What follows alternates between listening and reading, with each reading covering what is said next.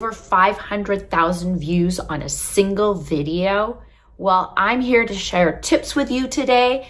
The same tips and strategies that we've used to help our client, Todd Krieger, get over 500,000 views on a single video on YouTube. And there's 4 key parts that I'm going to talk to you about. One is how to find hot topics, how to use a script, how to film in one take so it's super natural, and then how to promote your content, okay? And when I'm all done, I'm going to answer 2 questions that I get from my audience all the time. And one is, what should I include in my video scripts?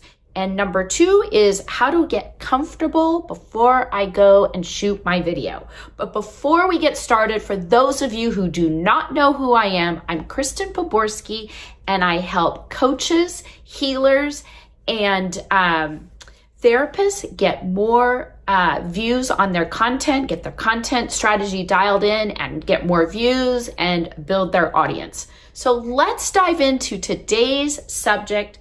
What does it take to write and film a winning video that's going to get you more than 500,000 views? Okay, so the first tip I have is you've got to research and find hot topics. I do this all the time with every single client that I work with, and it really works to cut down all of the guesswork and trying to figure out what's going to resonate with your audience. So what we always do is we use a couple tools. We go and research, we build that content plan based on what are hot topics that align with not just with their,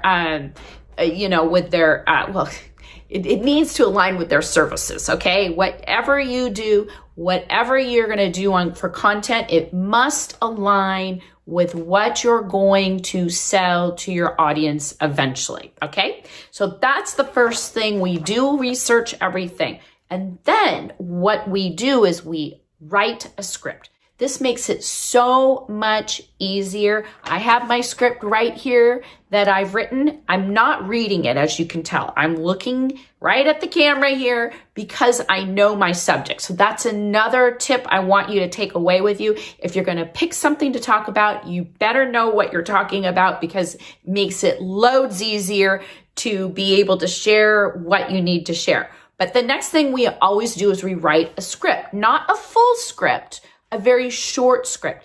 And usually I just have like a little outline of what I'm going to talk about because I know my subject and it keeps me on track. If I have too much written down, I'm going to be all over the place trying to look at my notes and, think about what I'm saying. So I've gotten away from that. It's helped me to be a lot more natural on camera, and just everything turns out that much better.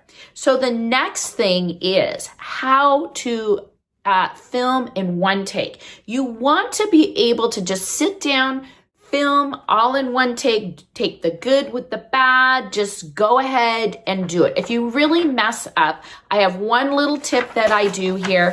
If I know I need to cut it up, I'm going to go and clap like that.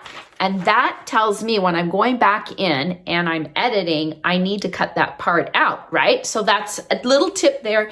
If you do mess up, clap your hands and then clap your hands again when you're ready to start. And then you know exactly where to cut the video that you're filming, okay? But if you're going to stumble over a few things, that's totally okay too. Just take the good with the bad, be natural, and just go with the flow, and just don't worry about perfection.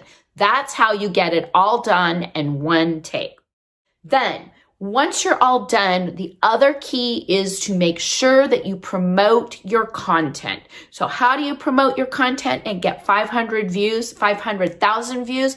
Well, one thing that you want to do is promote it within 24 hours of publishing it on YouTube, okay? That is key. And the best and the easiest way to drive traffic to it is to push your email list to it. So I always send out an email the next day to my list right at the same time within 24 hours of publishing that video. I'll do that with this video and every other video that I do myself, and I do it for my clients.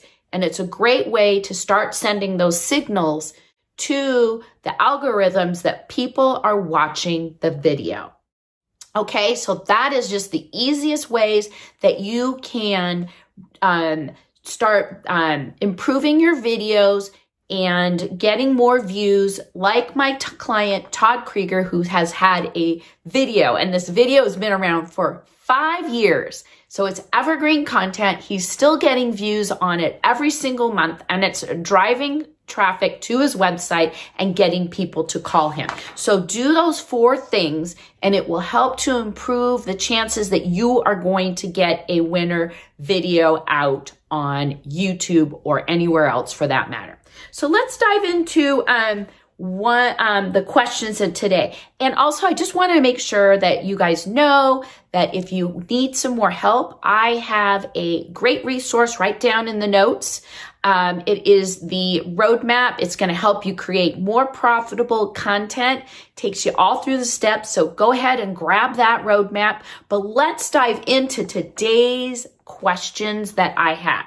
So the first one is, what should I include on my video script? Well, that's really great because I've got my video script right here. I can look at it. So I've got a couple of components that I include in it, okay? I always have an intro in it, and I fill that out. I do my little outline of it.